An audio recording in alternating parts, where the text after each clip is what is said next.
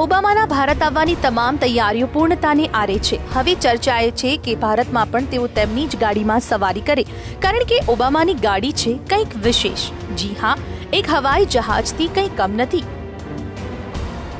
ઓબામાની બારીના window glass 5 થી 6 inch જાડા છે, સાથે જ બુલેટ પ્રૂફ છે। આ કારની માત્ર ડ્રાઈવર પાસેની બારી જ ખુલી શકે છે, અને તે પણ માત્ર 2.75 ઇંચ, કે જેનાથી ડ્રાઈવર બહાર ઉભેલા સિક્રેટ સર્વિસ એજન્ટ સાથે વાત કરી શકે।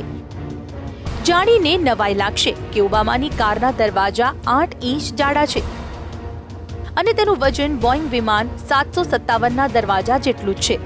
ઓબામાની કારમાં 4 લોકો બેસી શકે છે, અને કારમાં જ 2 પાર્ટીશન છે, જેને માત્ર રાષ્ટ્રપતિ ઓબામા જ ખોલી શકે છે। આ સિવાય રાષ્ટ્રપતિને કોઈ મુશ્કેલી જણાય તો તેના માટે એક પેનિક બટન પણ રાખવામાં આવ્યું છે, જેનાથી તેઓ સીધા જ પોતાની ઓફિસના કોમ્પ્યુટર સાથે જોડાયેલા રહે છે।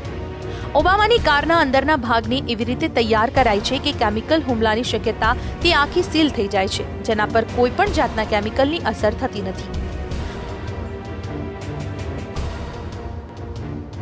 ઓબામાની કારના ડ્રાઈવર કોઈ સામાન્ય નહીં, પણ તેઓ સ્પેશિયલ CIA ના એજન્ટ હોય છે, જેને ડ્રાઇવિંગ દરમિયાન આવતી તમામ સમસ્યાનો સામનો કરવાની બકાયદા ટ્રેનિંગ આપવામાં આવે છે। તેમની સામાન્ય ટેકનિકલ ખામીથી લઈને તમામ ટેકનિકલ નોલેજ હોય છે। ડ્રાઇવિંગ સિસ્ટમ સિવાય તેમની પાસે સ્પેશિયલ GPS યુનિટ પણ હોય છે।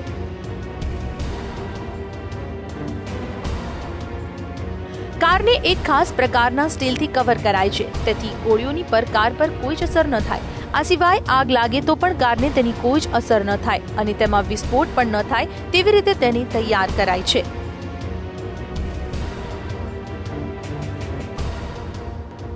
ઓબામાની કારમાં night vision camera, shotgun, tear ગેસના સેલ સહિતની વસ્તુ હોય છે। સાથે જ તેમની કારમાં તેમના બ્લડ ગ્રુપ વાળું લોહી પણ કાયમ માટે રખાય છે। જો જરૂર પડે તો તેમને તુરંત જ તે ચઢાવી શકાય। કારમાં જ તેમને ઓક્સિજન મળી રહે તેવી પણ વ્યવસ્થા કરવામાં આવી છે। ઓબામાની કારમાં એવા ટાયર્સ લગાવાયા છે કે જે ક્યારેય પંચર ન થઈ શકે।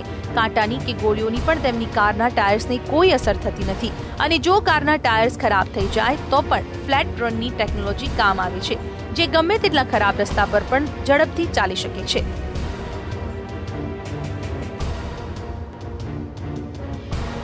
અમેરિકી સિક્રેટ સર્વિસે ઓબામાની કારનું નામ બીસ્ટ આપ્યું છે, જેમાં ટ્રક જેવા સાધનોનો ઉપયોગ કરાયો છે, જેનાથી તે ભારે સાધનોનું વજન સહન કરી શકે। કાર નીચે પણ 5 ઇંચની સ્ટીલની પ્લેટ લગાવવામાં આવી છે, કે જેનાથી બોમ્બ વિસ્ફોટની પણ તેના પર કોઈ જ અસર થતી નથી।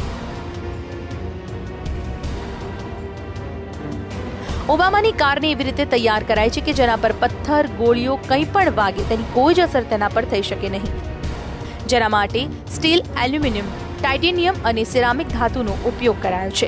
આમ ગાડી એવી રીતે તૈયાર કરાય છે કે ગમે તેવી વિકટ સ્થિતિમાં પણ તેમાં સવાર ઓબામાની ઊની આંચ પણ ન આવે, અને જો કંઈ થાય તો કારની અંદર જ સારવાર અપાય તેવી વ્યવસ્થા પણ રખાય છે। કુલ મળીને કહી શકાય કે રસ્તા પર જ દોડતું હવાઈ જહાજ છે ઓબામાની કાર। બ્યુરો રિપોર્ટ, સંદેશ ન્યૂઝ।